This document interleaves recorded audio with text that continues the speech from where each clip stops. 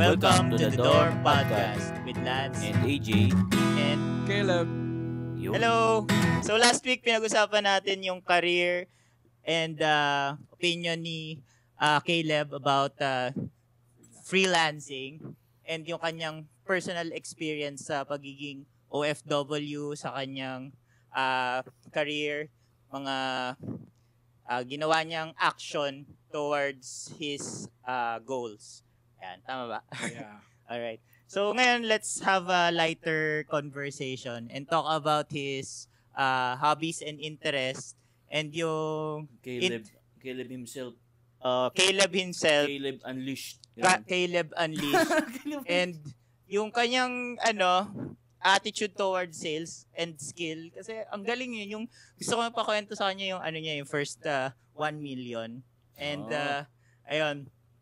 So, sinishare niya talaga yun sa mga tao? Like, sinishare. Hoy, may 1 million ako, guys. Hindi ko disclose fully, pero mag-uusapan namin. Siyempre, kasi yun yung depende sa makakarinig. Pero Caleb nga pala, may 1 million ako.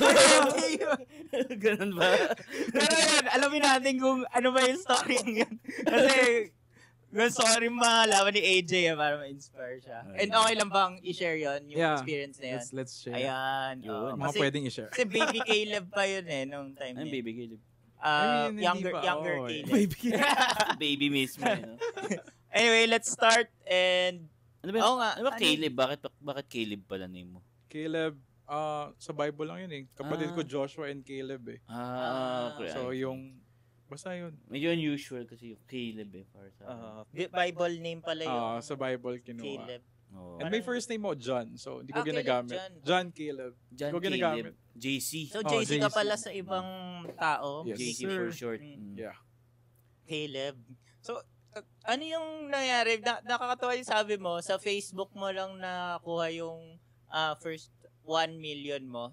Tumatak yung story na yun sa Paano? Facebook lang? Facebook. Nagbenta siya ng something eh. Oo. So, nung Pero legal pandemic, nung pandemic kasi, di ba work from home? Hindi work from home. Kumbaga, typically, wala tayong office kasi lockdown, ganyan. And nauso nga yung, syempre, pag nasa bahay ka, internet yung kailangan. So, ako, makalikot talaga ako. Syempre, easy nga ako. So, I'm trying to check how can I parang speed up. Yung router kasi na default ng mga internet provider, hindi siya kayang ibigay yung tamang speed eh. Like, nalalock siya. So, for example, if you have 300 plus Mbps, hindi niya kaya yun ibigay. So, you need a better Wi-Fi router to do that. Oo. So, ang ginawa ko, bumili ako sa Shopee. Shoutout Shopee, hindi to sponsored. Pero yeah, bumili lang ako. And then, pagkabili ko, dumating, mahilig ako mag-review pala. So, it's my, ewan ko. Gusto ko lang nire-review yung mga gamit. So, Google Maps. Nagbibigay talaga ako ng review. Pati Google? Sa Google Maps. Pag nagustuhan ko, rate kita. Pag nabad trip ako sa'yo, may review ka sa akin sa Google Maps. Yun. So, parang, it's me helping other people. It's my, parang adding value to others using my reviews. So, nangyari, nagustuhan ko yung router ko. Nagso-story ako ng speed na parang, kita nila lahat na, wow, ang bilis ng internet mo, ano yan. Yun yung mga first question. Ay ko, may nila akong router na parang pre-program siya na nabuboost yung speed mo. Technically, hindi naman sa nabuboost na, yun naman talaga dapat yung speed na nakukuha mo. Yung may full potential. Yung full potential niya, kaya niyang ibigay. At marami yung friends, parang influencer kind of sa circle ko. So sabi, sige, yan, bili ako. I-recommend ko. Hindi pa uso yung affiliate nun eh. Unlike ngayon na pag nag-share ka ng link, may makikita ka directly. Sa TikTok, gano'n. Or wala pa. Yellow Basket. So ngayon, ang sabi ko, okay, cool. Ginawa ko, parang 3 or 4 friends ko na yung gustong bumili. Kinausap ko yung Shopee seller. Sabi ko, sir, yung nag-review po ako, ganda, ganyan. Tapos in-story ko po, may mga friends akong gustong bumili. Possible po kayo makihingi ako ng discount or magbenta ako, parang supplier kita, gano'n. Sabi niya, sir, sige, message mo ako sa Facebook. Binigyan niya sa akin yung name niya. Message kami. Sabi niya, okay sir, ganito, ilan ba order mo? Sabi ko, for now, 4. Tapos, bandaluyong lang siya eh, so parang niya, lalamove lang kami. So parang sabi ko, ang hassle, pag di-deliver mo pa sa akin, what if ako na magbubook ng lalamove, didiretso ko dun sa customer ko, para walang dadaan sa akin pera, tapos bigyan mo na lang ako ng on top, kasi diretso yung bayad ko sa'yo din. Parang, sige sir, para may lag tayo. Parang commission. Oo, parang commission. So parang usapan namin, una, parang 100 pa lang per router. Pero binigyan niya ako ng bracket na parang, okay, first 20 orders mo 100. 25 to 50, 200. Basta hanggang sa umabot ng 500 na ako per router. As in. Ginawa ko, like, okay, cool. Magkano yung router na yun? 2,000 eh. Okay. Parang 2,500 ko binibenta na. So, sabi ko, sige, story ako everyday. Ganyan-ganyan. Nung na-deliver ko na sa friends ko, na in-story ko din na thank you, ganyan. So, nagmukha na akong seller. Maraming nagtanong na parang, sir, magkano, ganyan, paano yan? Tapos, tuturuan niyo po ba ako mag-assist? Kasi maraming hindi pala marunong na isa-set up yung router nila to have an additional external router. Parang, pati po ba pag-connect kasama or configure ko? Sige, chat nyo lang ako, assist ko kayo. So, every day, wala akong ginawa kundi mag-process ng order hanggang sa nearest ko, more than 50 na ako per day. Tapos sumali ako ng group ng Converge. So, shout out to my provider, Converge. Nag-review ako doon. Maraming nag-comment. Tapos, ang ginagawa ko sa mga customer ko, sir, mag-review ka sa akin, bigyan kita discount or basta may mga incentive akong binibigay. Tapos kaya freelance cable na, gano'n. May mga pauso, pagulo ako doon. Freebies. May mga freebies. So, parang everyday, yung leads ko, dumadagsa yung messenger request ko sa Bog. Ay, na-lost track pa nga ako eh. Buti na lang sa Lalamove may history na, okay, ito yung na-order ko for today. Parang, basta mababa. Bibili for him. Ako nagbo-book na, pipick up dun sa supplier ko. Tapos, nagulat na lang siya, parang, Caleb, 100 plus na yung orders natin per day. Usap tayo. Natuwa siya, anong ginagawa mo? Yung supplier. Sabi ko, sir, nagpo-post na ako. Sabi niya, ang galing mo naman. Tapos nakita niya yung followers ko sa Facebook, parang 8K kasi ata followers ko. Tapos, sa group pa, hindi niya alam yung ganung marketing. Ako, alam ko yun, na parang pag nag-post ako ng review, may magko-comment, magtatanong, okay na. Hindi na ko, sabi niya, Caleb, ang galing matuwa yung wife ko. Meet tayo. So, nag-meet kami. Ginawa namin online lang talaga. Online, hindi kami nag-meet. Binigyan niya akong pera. Hindi, as in, chat lang. Kaya sabi ko, sketching nga. Sabi ko, kailangan makuha ko yung unang bayad sa akin or else, diba? Pero natuwa siya kasi ang sipag ko. Kasi wala nga akong ginagawa. Benta lang ako ng benta. Post lang ako ng post sa Facebook. I mean, sige, kita tayo. Bigay ko rin kasi medyo malaki na. Hindi na kaya transfer lang. Unang payout ko parang 70K. Binili ko ng gaming PC. Kasi wala, lang ako nun, mobile. Mobile lang. Wala akong PC.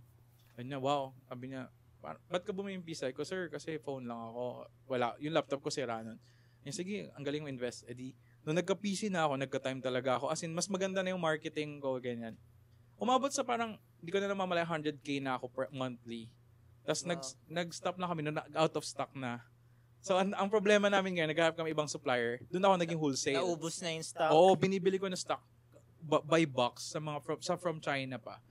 So, sabi ko, sir, paano pag by box na? Kasi, ibebenta ko pa to. Pero, kumbaga, may secured tayong incoming kasi nga, ang dami kong demand. Parang naging pre-order na siya. So, sabi ko, sir, medyo kabado kasi paano hindi natin ma-fulfill yung stock, ganyan. So, medyo nanghingi ako ng added payment. Kasi nga, nagbibuild ako ng order. Ang daming matrabaho unlike pagbayad. Tapos na. Medyo tumagal yung process ng sales. Tapos binibigay may customer mo na service sa'yo ka pa. yung bayad initially. So parang sabi ko, sir, ganito, ganyan. Okay naman siya. Hanggang sa nag-meet na kami, tuwan-tuwa na siya. Tapos nag-stop na yon. Nag-transition kami to different products na. Naging computer store talaga. Like mga peripherals, binibenta niya. Nagmahal yung di ba, yung video card. Nagbebenta na rin akong video card. As in, lahat ng items niya sa store, pwede ko ibenta. Nag-transition din siya sa camping gear. Doon ako nagsimula gumawa ng ibang account, not under my name, for marketing. Parang may page ako, pero technically para akong lang, ang tawag doon, dropshipping. So dropshipping ko nakuha yung first M ko. And overwhelming. Ganong format yun, no? Dropshipping. Yung parang wala akong warehouse, wala akong anything. Yung supplies galing sa supplier, tapos ipapabenta ko lang, doon pipick upin, lahat fulfillment sa kanya. So ako lang taga-benta. So doon ko nakita, ayun pala yung dropshipping. Wala ko idea na yun yung ginagawa ko. So nung nagka-idea na ako na parang, wow, pwede pala yun. Pwede akong gumawa ng Shopify page, paprocess ko lahat ng fulfillment via Shopify, tapos click ko lang, send ko lang yung order sa kanya, ibabalot niya. Tapos, so naging okay, parang buong taon, benta lang ako ng benta. Hanggang sa, na-busy ako, nag-transition kami, yung Axie, dumating yung Axie, di ba? Axie Infinity. Okay. Nagbumili siya ng team doon, ginawa niya ako yung nag-manage. Yung mga scholar kami under me. So, per scholar may kita ako. Tapos may account din ako. Pero may full-time job ka at that time? Oo. Sa Makati ako, yun yung work ko. Yun. So, part-time ko. Doon ko rin na-introduce sa kanila. Shinare ko yun ng Axel ko. Ito, may potential to. Basta early bird mag-join. So, parang doon sa team, na-pending yung dropshipping ko. Naging Axie manager ako. Ang laki ng kita. Kasi paldo talaga yung SLP nun eh. Parang chill lang talaga ako. Payout kayo. Oo, papagawa. Oo, as in, ang dami ko natulungang friends din and mga scholars. So, nakakatuwa. And then, nung bumaba yung Axie, SLP, napunta kaming NFT. So, if familiar kayo sa NFT, kami yung naghahanap ng mga projects, mauna kami mag-mint, bebenta namin at a higher price. Usapang Ethereum na. Ethereum so, it's really naman. big money na. So, itong boss ko, shoutout sir, as in, binigyan niya ako ng wallet, binigyan niya ng Ethereum. As in, usapan namin hindi na in peso.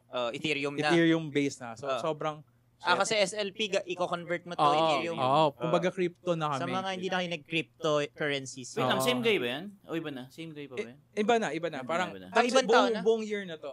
Hindi, same person pa din. Same guy nga. Yung nagtitinda ng router? Oo. Okay. Kasi transition kami to different. Hustler din. Kasi ibang age siya, matanda siya sa atin. Parang 5 years older siya sa akin. Tapos ako naman kasi nga, nagkakwento lang ako, sir, may bago akong potential na gusto mo. Ako nag-open sa kanya ng Axie, ganyan. Diwala naman siya sa akin. So parang win-win kami pareho na, okay, ikaw yung investor ko, I'll execute.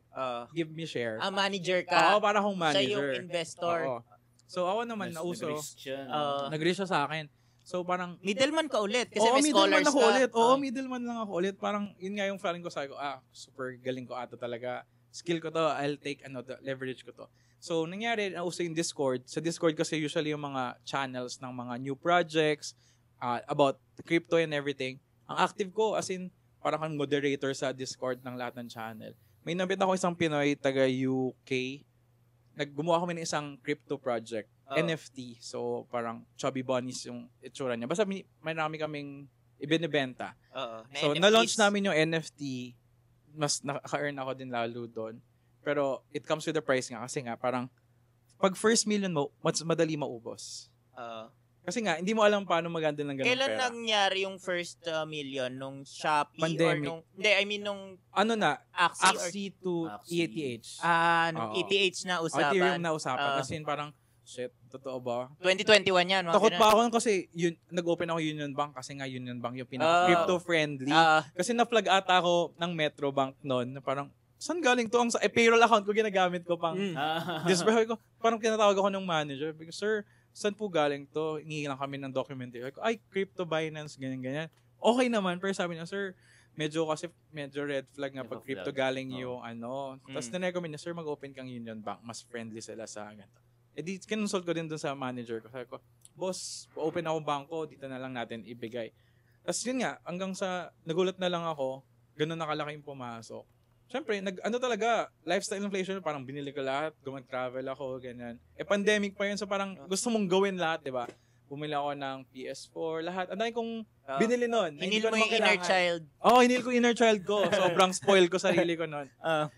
So yeah, hanggang sa bilang nag-drop yung SLP, nag-drop. As in, naging sentimo na lang. Yung NFT din humina. Parang naging bear market, as in, paldo, red days lahat. So nagpahinga kami. Hanggang sa, sabi ko, shot.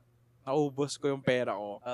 Pero, nag-enjoy ako. Sabi ko, I learned a lot from it. And sabi ko, next time, I'll be more careful and wiser in handling my money. So, yung time na yon pandemic, di ba, ang daming tao na naghihirap or hindi okay. Feeling ko ako yung isa sa nag-benefit sa pandemic.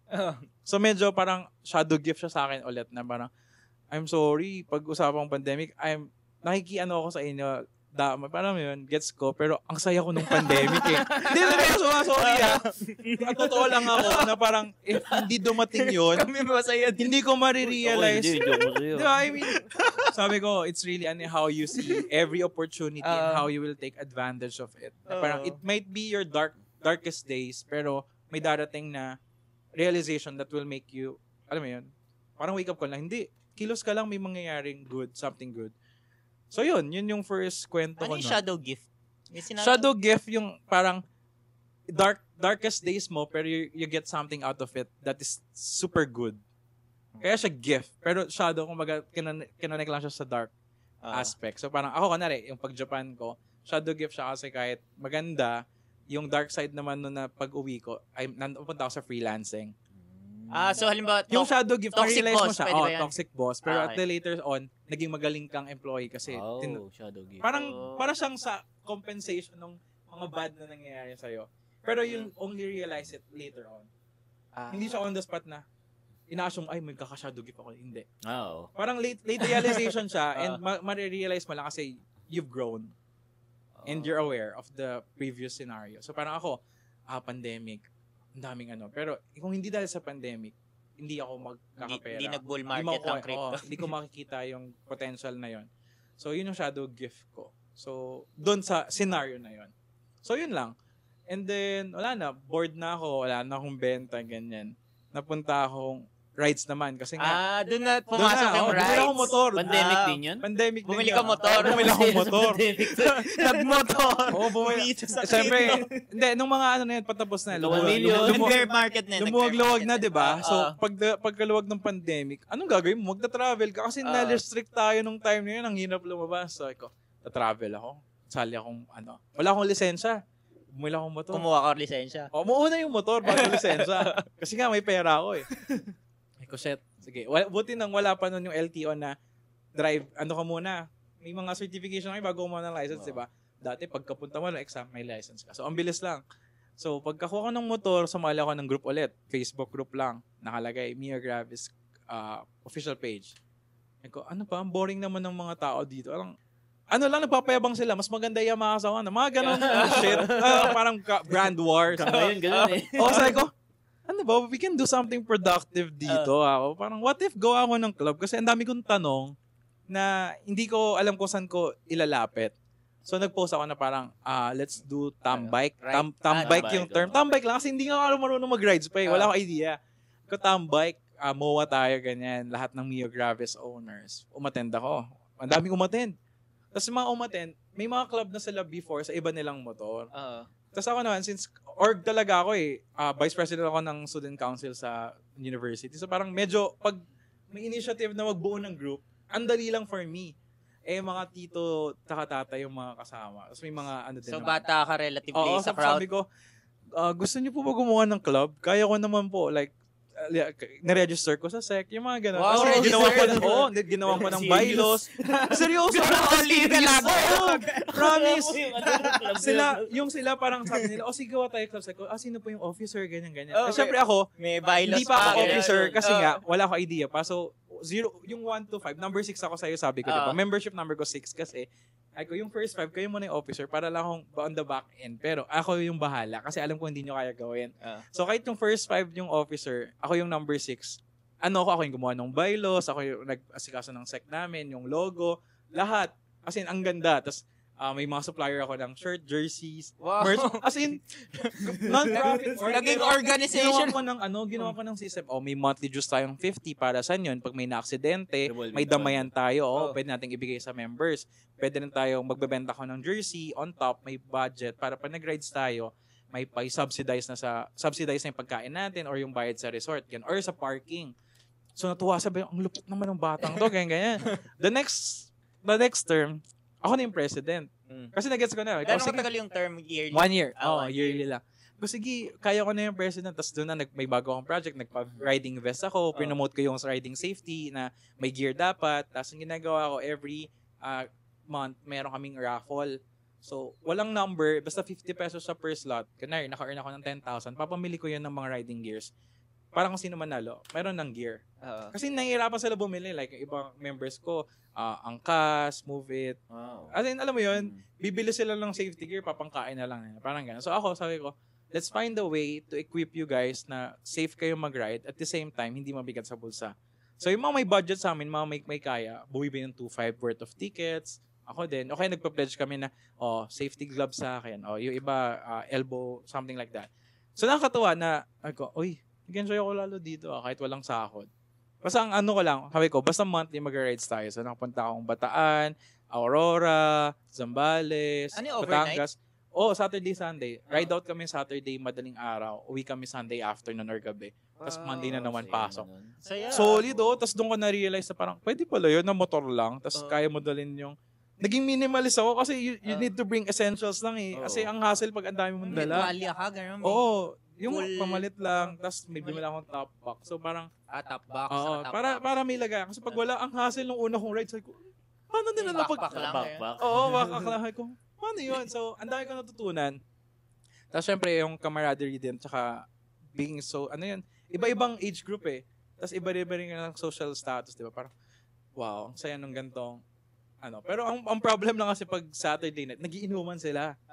Hindi ka ba nagiinom? Hindi naman ako walwalero nung time. Walwal. Safety ko, inisip ko na, kailangan pag-gising nyo, ayos kayo, pag hindi, iwan ko kayo. So parang, mindful ako na, okay, papayagan ko kayo, basta, cut off tayo, basta pag Sunday morning, na kayo, sober, okay na kayo, pag hindi ko kayo hayaang bumiyahe pa uwi, mag-iwanan ko kayo. Sumusunod naman sila, kaya medyo nakakatawa. Walk the talk, kumbaga, okay, nakakabalang kasi parang pag president ka, responsibility mo lahat, yung sa resort, pakikipag-usap, yung safety ng lahat, yung tent, kasi... Ilan kayo usually pag mga 50 motorcycles. 50 to 80 kami. Saka parang convoy kayo. Ginagroup ko. So yan, usually pag nag-ride out kaming madami, may location kami, north, south, tsaka east. So east yung Rizal, mga people, south kaming mga Cavite kasama, tapos north yung Quezon City, Caloocan. Yun. So nangyayari Batangas, magsa-set up lang ako ng iba't ibang gas station na pwede tayong mag-meet up. Pero hindi kailangan sabay-sabay kasi nga, ang dami, ang nakakasira ng traffic. Disruption talaga siya. So, south, kami yung pinakamalapit, ang una mag-ride out north. Kunwari 4 a.m. call time namin, baka 3 a.m. yung north. So, pagdating sa first gas station, darating kami sabay-sabay, pero hindi kami sabay-sabay pumunta. May ganon. Kaya parang kailangan may officers. Kasi may marshal din kami, may road safety. Nag-ride out kami, may awareness pa yun na, ito yung mga hand signal pag sinabi ko to, may mga hazard, pag tinuro ko yan, ganyan. So, may orientation. Sila lang. Tinuro sa'yo. Tinuro sa akin. Ako yung nag-organize na parang, sige, pag mag-rides tayo, may awareness part tayo na, sinong first time mag-ride dito? Basta kasi tinuruan mo sila ng formation. So ako lang yung parang nag-implement ng system kasi bara-bara sila dati parang pag nag-ride, karera. Ay ko hindi. Kasi kung club tayo, may pangalan tayo, po-promote natin safety. Let's be a role model sa kalsada. Hindi tayo kamote. Agree naman sila. Yun yung sinabi ko. Tuwang-tuwa sila na parang, may pwede palang may sistema. Una, puro mga kamote. Ang dati ang sistema. Sinong gusto mag-night ride, marilaki. G. Punta lang silang gas station, babiyahin na. Ako hindi. Ride out, may details. Ito yung drop-off point. Anong kailangan dalhin? As in, nilagyan ko ng parang detailed. Na pagbago ka lang, may PubMat. You're equipped. You're equipped na anong kailangan mong dalhin sa ride. Make sure na ORCR, lisensya, safety riding gears, andyan lahat. Nakapagkape ka na, pag inaantok ka, alam mo gagawin. May contact number, emergency. As in, may nurse din kami, so in-equip ko. May nurse? May nurse kami na. Nurse na rider? Rider, sabi ko. Kailangan pag may nag-ride out tayo, may emergency kit tayo. As in, okay na kung okay, pero ang ganda nung process and they love it talaga. So ngayon, ano pa yun? Buhay pa? Pero hindi na ako president eh. Nag-rebrand na rin kami, tapos na-recognize na kami ni Yamaha as Y Club. Ano yung Y Club? Y Club is parang Yamaha Club. Parang official. Official ka na parang pag Mio Gravis, sila yung official club partner. Kayo yung official Mio Gravis. For Mio Gravis na model. Wow. So may funding kami, binibigyan na kami nila. Pupunduhan na rin si Yamaha. Kunwari, gusto namin mag-ride sa Aurora. Pasasend kami yung project proposal. Hindi nila yun kaya gawin dati. Bibigyan mo sa'yo. Para saan kayo, ba't kayo nag-ride? Anong kailangan yung support? Fuel ba? Budget ba for charity? Kasi may mga charity kami. Either charity ride out or distress lang. Ganun yung mga ganap namin. So ngayon, since may partner na kami, binibigyan na lang kami ng mga merch or anything. May fund minsan, 5K, 10K, depende sa layo. Or ilan yung number of members na nag-participate. Tapos yun, may pa-event din sila sa amin.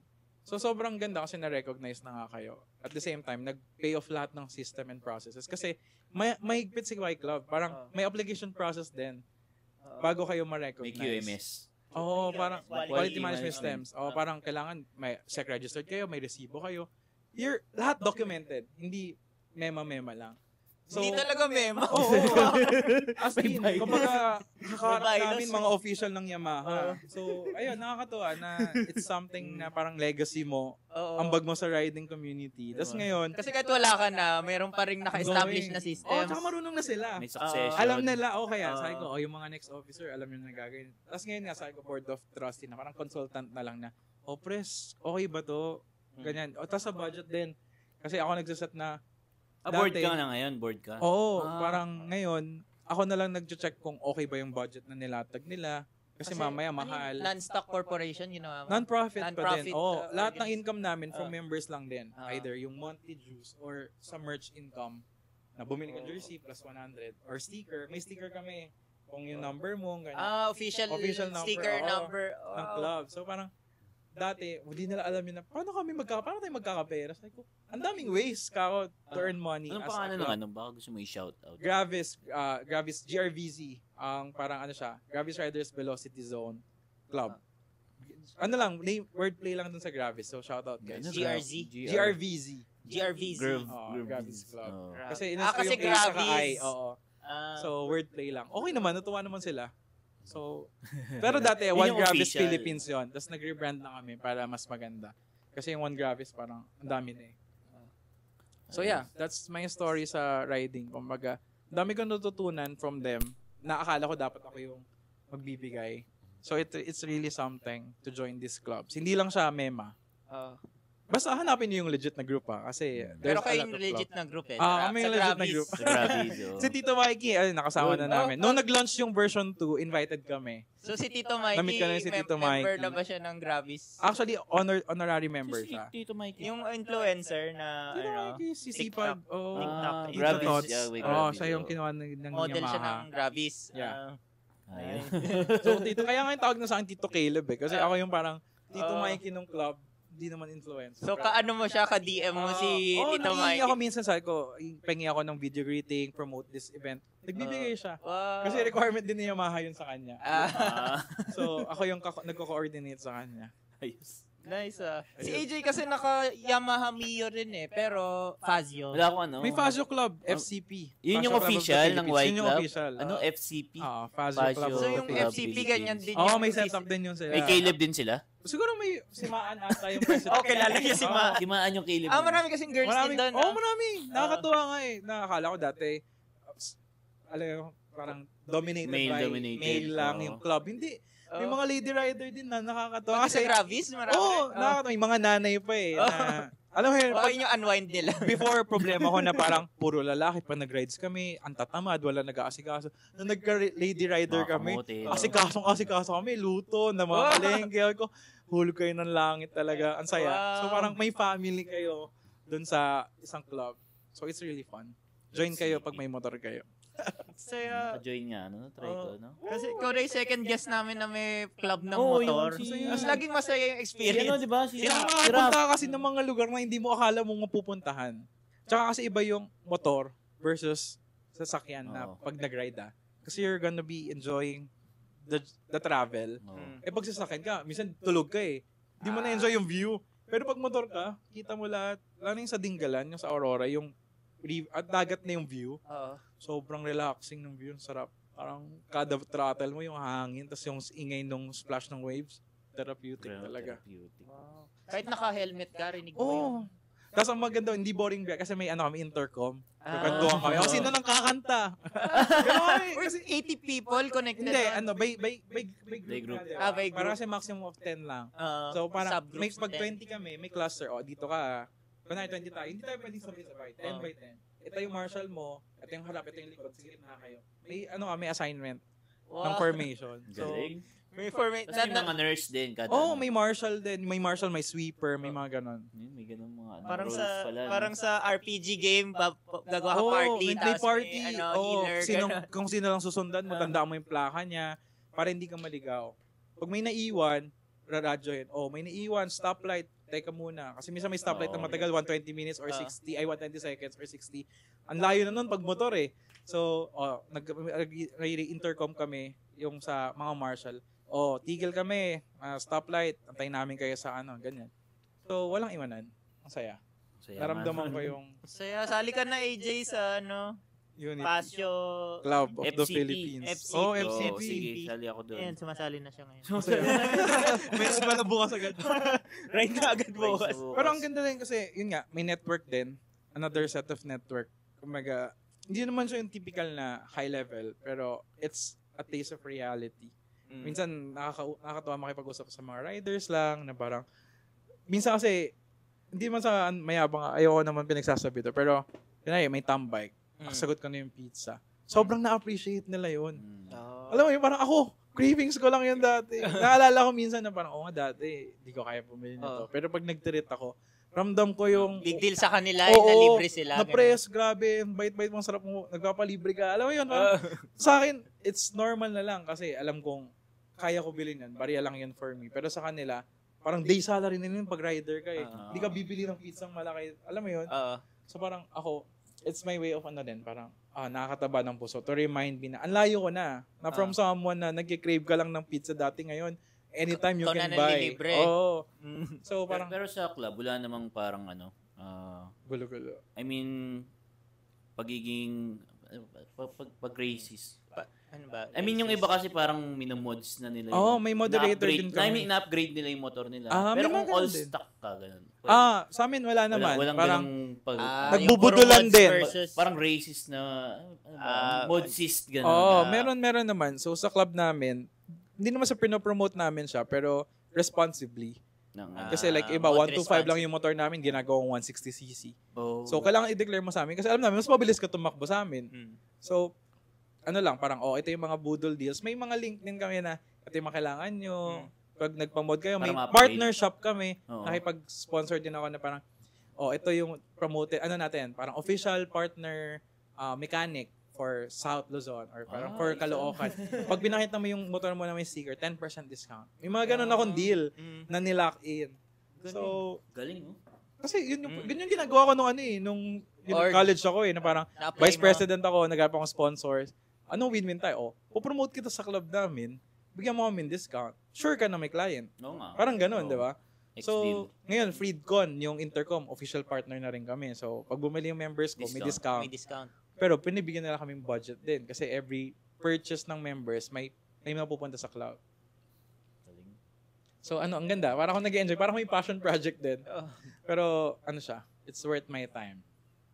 Kasi may full-time work ka nun eh. Tsaka nung nasa Japan ka, ano nangyari doon? Yung nasa Japan ako, February, nagpaalam ako. So yung vice president yun na nag-take over. Tapos siya na yung naging president the next term. So okay lang yung transition. Niready ko din. Tapos sabi ko, wag mo na bitawan, ikaw na yung president. Babae pa yung pumalit sa akin. Siya yung nurse. Nice. So parang lahat nire-respeto siya. Tapos business owner din yun. So parang pag problema. Kasi minsan nag-aabono kami on top. Parang okay lang sa amin. Kaya okay lang. Natutuwa din sila. Nice. Dami ko natutunan dito kay Caleb. To top it off, nakilala ko siya sa Kaizen. Yung pala, ang dami niya pang...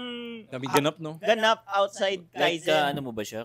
Ka-grupo? Hindi. Pero, kasi sa Kaizen, at that time, nung season 3, Facebook, tapos 200 plus. Mas konti tayo eh. Kaya Close almost all magkakakilala.